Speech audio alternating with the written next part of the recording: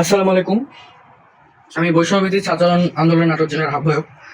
আসলে এই যে সুব্রত দেব, আমি দেখলাম যে হ্যালো নাটোরের একটা নিউজ পোর্টালে যে মিথ্যা অপবাদ দিচ্ছে যে তাকে আমি ধরে মারি বা হচ্ছে আমি তাকে ধরে আজকে মারছি বা পেটে ঘুষি মারছি।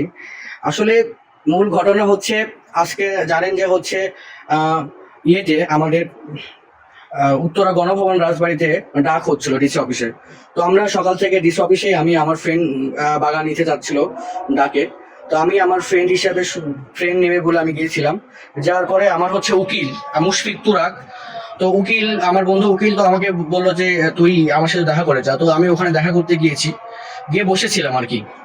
বসে থাকার মধ্যেই আহ গত শনিবারে রাতে এই সুব্রত দেব, এই ফুয়াদ ভুইয়া, তারপরে ছাত্রলীগ করতো মারুফ নামে একটা ছেলে, ওর বাসা যত সম্ভব উত্তর চকিপাড় বা রথবাড়ি এলাকাতে বাসা যত সম্ভব। জিমি ফ্রিজের ওয়ার্কশপে, না খান ফ্রিজের ওয়ার্কশপে কাজ করে। তো এই বিষয় নিয়ে আসলে ফুয়াদ ভুইয়া আর জাতীয় ছাত্র শক্তি বা এনসিপির মধ্যে গ্যাঞ্জাম চলতেছে। ফুয়াদ ভুইয়া এনসিপি কে আজে বাজে পোস্ট করে এবং এনসিপির আহ্বায়ককে পোস্ট করে। এর প্রেক্ষিতে যারা ছাত্র শক্তি বা এনসিপিতে রয়েছে, যুব শক্তিতে, তারা এই বিষয়ে ফেসবুকে পোস্ট দেয়। তো এটার ঘটনা হচ্ছে শুক্রবারে ফুয়াদ 4-5টা পোস্ট দেয়। আমি রাত 2টা-3টার দিকে ফুয়াদ আমাকে ফোন দিয়েছিল। ফোন দিয়ে আমার সাথে কথা বললো। আমি ওকে বলছিলাম যে ভাই, তুমি যদি এনসিপির রাজনীতি করতে চাও তাহলে তো এনসিপি নিয়ে একটা মুরব্বী মানুষ আহ্বায়ক নিয়ে তুমি এরকম পোস্ট দিতে পারো না। আর যেহেতু আমি এনসিপিতে কেউ না, আমার কাছে এই বিষয়টা দৃষ্টিকটু রাখছে, তুমি পোস্টগুলো ডিলিট করে দাও।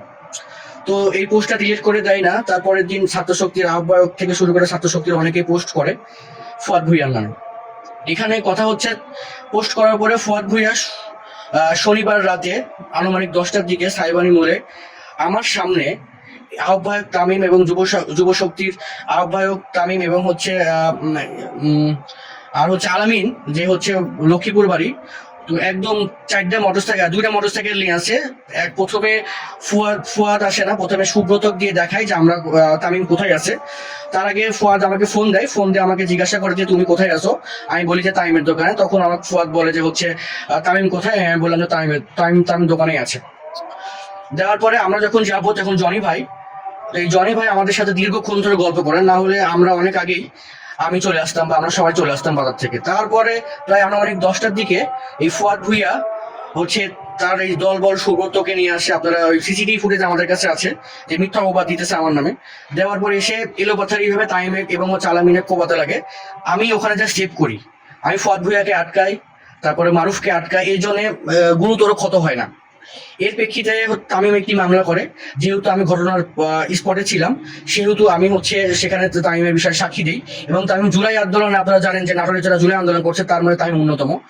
তারা যে কিভাবে জুলাই আন্দোলন করেছে, এই ফুয়াদ ভুইয়া, তারপরে এই সুব্রত দেব, পৃথিবীতে আমার এই প্রায় 2 বছরের একটি মানুষ আমাকে মনে বললো না।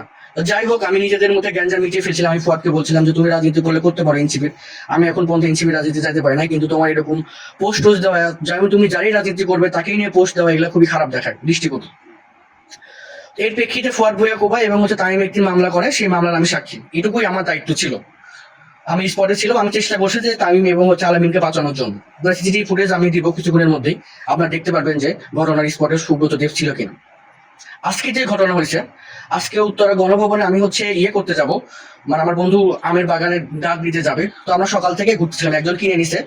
তো তার বিএনপি লোক সম্ভবত কিনছে। তো আমরা তার সাথে কথা বলতে গেছিলাম যে আঙ্কেল আমাদের বন্ধু নিতে চাচ্ছে, তো আপনি যদি কিছু টাকা লাভ দিয়ে যদি বিক্রি করে দেন তাহলে ওই নিবে। এই বিষয় নিয়ে আমি আমার বন্ধু কয়েকজন মিলে গেছিলাম। আমার বন্ধু বলতে ছাত্রছাত্রীর কেউ না, আমার ক্লাসমেট সব। আমরা গেছিলাম, আমার ক্লাসমেটই আমের বাগান নিবে। এর প্রেক্ষিতে তুরাগ আমাকে ফোন দিয়ে বলে যে তুই আমার সাথে দেখা করে যা। তো আমি তুরাগের চেম্বারে যাই, তুরাগ দেখি চেম্বারে নাই। তারপর তুরাগ আমাকে ফোন দিয়ে বলেছে তুই কোথায়। আমি বলছি পাশের নতুন বিল্ডিং আইন সমিতির ওইখানে গিয়ে আমি বসে থাকি। তুরাগের সাথে কথা বলতেছিলাম। আমি বলছিলাম বন্ধু এই ব্যাপার, এবার তো বাগান অনেক টাকা দিয়েছে, গতবার তো আমরা লাভ করতে পারি নাই, এবার এত টাকা দিয়েছে লাভ হবে। এর মধ্যে সুব্রত দেব নিচে চলে যায়। নিচ থেকে দেখি যে কিছু ছেলে পেলে সুব্রতকে মারতে আছে।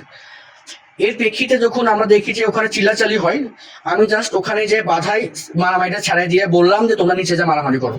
এই এই এই আইন আইন সমিতির এই আইন আইন মানে ইয়ে বসে মানে আইনজীবী যেখানে বসে সেখানে মারামারি করার দোকানে তোমরা নিজেদের মারামারি দেখো। এবং পরিকল্পিতভাবে সুব্রত দেব এখন বলতেছে আমি নাকি তাকে মারছি। আপনারা সিসিটিভি ফুটেজ দেখেন, ওখানে যদি আমরা একটা তাকে টাচ করে থাকি বা আমি যদি একটা মেরে থাকি, তাহলে আপনারা যেই আইনে আওতা আমাকে নেবেন ওইভাবেই আমি থাকবো। ধন্যবাদ। এসব সুব্রত দেব, এসব ফুয়াদ ভুইয়া, এরা জুলাইয়ের কোনো আন্দোলনের সাথে ছিল না, এবং কোনো প্রমাণ নাই। কেউ আমাকে এই 2টা বছরে কেউ বলতে পারে নাই যারা কোনো কোথাও আন্দোলন করছে। এরা মারামারি করে, এরা গ্যাঞ্জাম ফ্যাসাদ তৈরি করে, এরা গুপ্ত শিবির।